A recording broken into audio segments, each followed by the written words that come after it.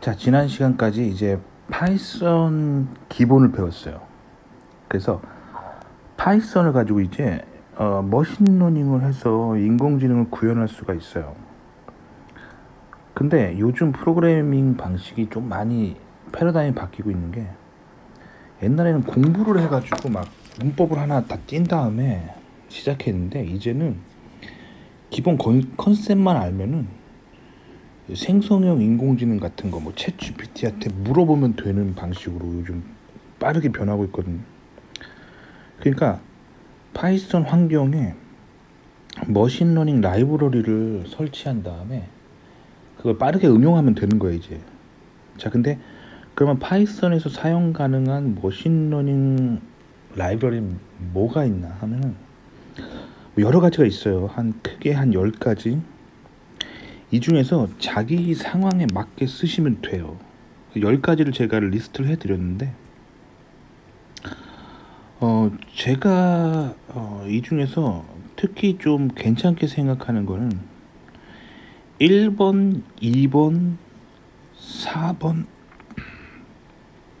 6번 정도.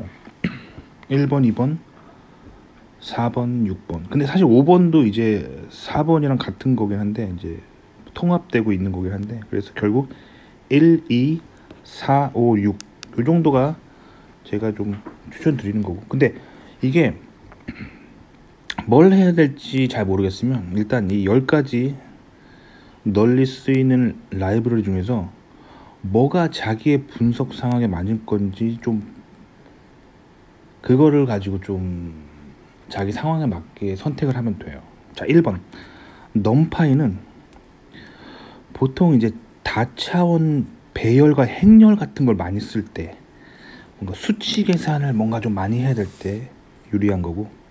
자, 2번 팬더스, 이거는 뭔가 데이터 조작이나 뭔가 구조화된 데이터를 다루기 위해서 되게 좋아요.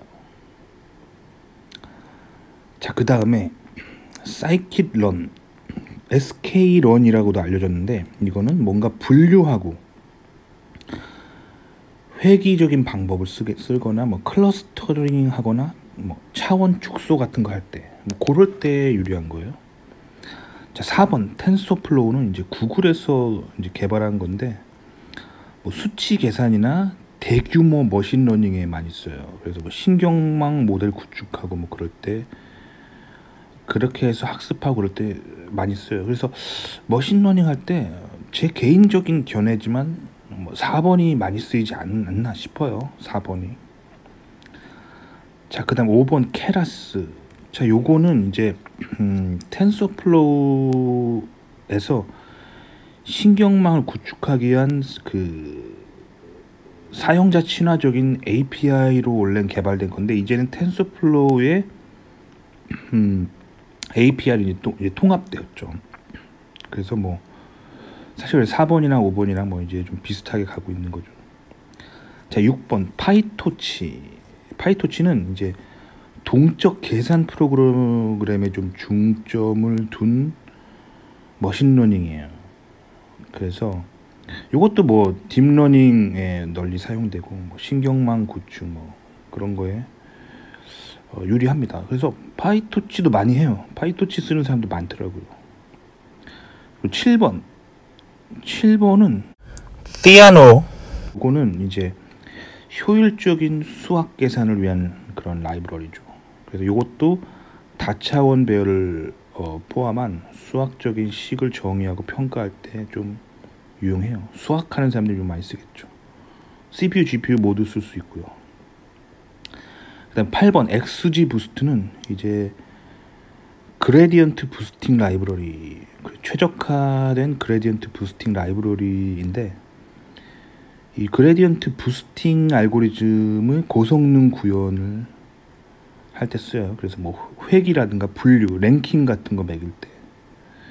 9번 라이트 GBM, 이거는 효율성과 속도에 중점을 둔 또 다른 그레디언트 부스팅 프레임워크이죠. 그래서 대규모 데이터를 처리할 때 유용하고 많은 수의 특성을 가진 문제에 적합하죠. 그 다음에 10번 NLTK. 이거는 이제 자연어 처리, 내추럴 랭귀지 프로세싱이죠. 근데 자연어라는 게 뭐냐면 우리 인간이 쓰는 언어 말하는 거, 컴퓨터 언어 말고 내가 지금 말하고 있는 거, 요런 거 쓸 때 좀 더 특화되어 있다는 거죠. 그래서 자연어 처리해가지고 자연어 처리 도구 킷이에요. 그래서 뭐 문장을 토큰화하고 어간 추출하고 뭐 품사를 태깅하고 뭐 구분 분석 등에 유용하니까. 그러니까 뭐 사람 말을 분석해서 막 말로 뭐 하는 거는 NLTK가 좋겠죠. 그러니까 자기 상황에 맞게 라이브러리 설치해요. 파이썬에다가. 그 다음에 그 파이썬을 이제 파이썬에 일단 라이브러리 불러오면 이제 그 라이브러리는 이제 파이썬에서 구현되는 펑션인 거죠. 그래서 제가 펑션 콜을 먼저 알려드린 거예요. 이제 프로그래밍의 패러다임이 달라지고 있어요. 펑션 콜을 쓰는 개념을 확실히 알면은 그 펑션 안에 뭐가 들어있는지를 알 필요가 없어요. 그러니까 내가 예를 들면 텐서플로우를 쓴다고 해봐요. 그럼 텐서플로우에 어떤 머신러닝 하는 펑션을 내가 라이브러리 임포트 한다고 쳐봐요. 그러면 텐서플로우의 프로그래머가 그 라이브러리를 구성하기 위해 그 펑션 안에 어떻게 코딩해야 되는지 뭐 디테일하게 알 필요 없어요. 인풋 값을 무엇을 주냐, 그리고 이 펑션의 아웃풋 값이 무엇이냐, 요것만 정확하게 알고 있으면 돼요. 그럼 갖다가 쓰면 되는 거야. 그러니까 어떻게 보면 되냐면, 님이 고등학교에서 반에서 반장이라고 생각해봐요. 선생님이 뭘 시켰어요. 그래서 반 애들이랑 뭐 학예의 작품을 만들어야 돼요. 그러면 여러 가지 일이 있겠죠. 그럼 그림을 그려야 되면 님이 그림을 잘 그릴 필요가 없어요. 그림 잘 그리는 애가 누군지 알아내서 뭐 예를 들면 영호야, 너는 그림을 그려줘 하면서 선생님이 주제를 주겠죠. 뭐 선생님이 뭐 운동회 홍보용이야, 이 컨셉을 줬으면 그림 잘 그리는 애한테, 야 이거 그 운동회 홍보용이야, 너는 이걸 가져가, 인풋이죠. 그러면 걔가 그림을 그려서 아웃풋을 갖다 주는 거죠. 아시겠죠? 그리고 뭔가 장식을 해야 된다. 그럼 뭐 뭔가 가위질 잘하고 풀질 잘하는 친구한테, 야 컨셉은 이거야, 아웃풋 이걸 가져다 줘, 이렇게 하면 되는 거예요. 그러니까 이제는 뭐랄까, 패러다임이 바뀌고 있다는 거죠. 그 패러다임이 바뀌고 있다는 거를 아시면 됩니다.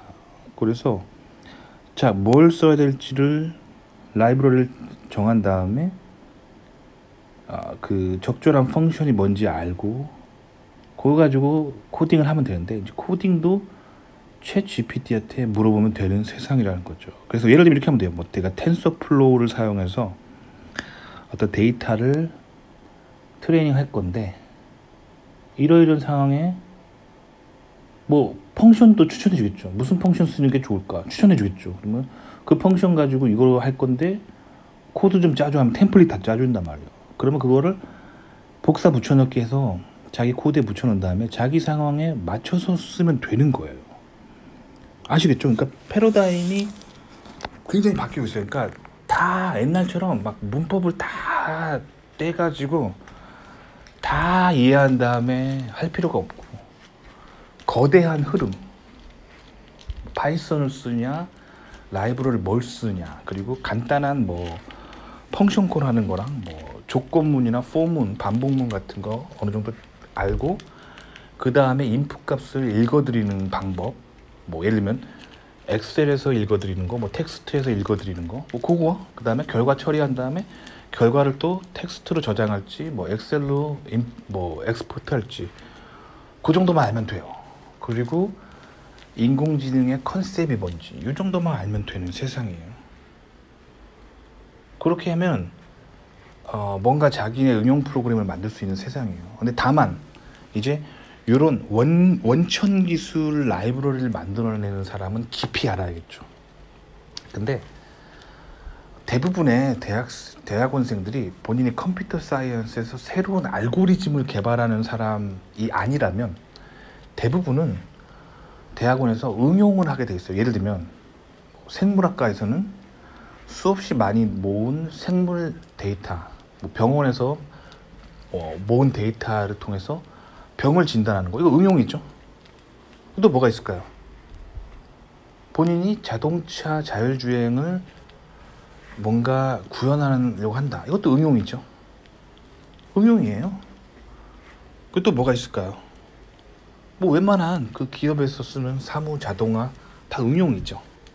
그러니까 응용 정도는 이제 아주 평범한 사람들도 할 수 있을 만큼 인공지능의 문턱이 낮아져 가고 있는 시대라는 거예요. 그러니까 뭐 이거랑 똑같아요. 한국에서 1970년대에 뭐 영어 붐이 일었지만 요즘 어때요?